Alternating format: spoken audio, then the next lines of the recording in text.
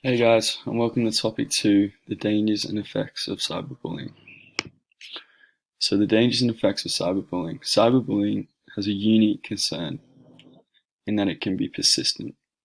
So digital devices offer an ability to immediately and continuously communicate 24 hours a day. So it can be difficult for children experiencing cyberbullying to find relief. Permanent. Most information communicated electronically is persistent and public, if not reported and removed. A negative online reputation, including those who bully, can impact college admissions, employment, and other areas of life. It's hard to notice because teachers and parents may not overhear or see cyberbullying taking place, so it's clearly harder to recognize.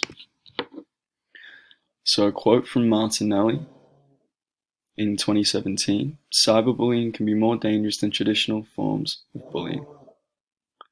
It can take place anywhere, at any time, and the bully does not have to be face-to-face with their victim. This means that attacks are more often cruel and vicious. Some side effects of bullying. So low self-esteem. It can really affect your self-esteem.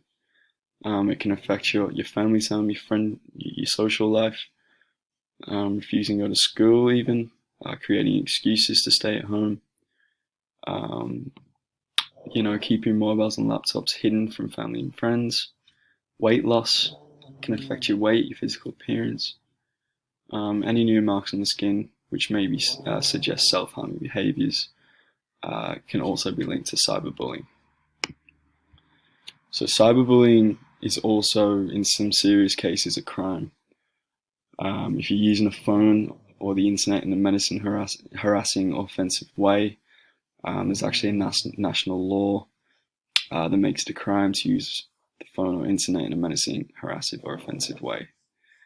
For it to be considered a crime, the behavior must be likely to have a serious effect on the person targeted. So if we go back to slideshow 3, all of these effects are all related to cyberbullying and in some serious cases maybe criminal crime. So stalking as well. Cyberbullying may be a crime under Queensland law if someone's unlawfully stalking someone through cyberbullying, like on the internet, social networking. In extreme cases, encouraging suicide. Obviously, that's a crime, probably one of the worst crimes you can do. And then if you're sending nude or sexual images, that's also a crime. So it involves sending or posting nude or sexual images without someone's consent. It's absolutely a crime. So guys, that's the end of topic 2. Make sure you read the website, all the articles, complete the quiz, and then when you've done that, make sure you go straight on to topic 3, the final topic. Thank you.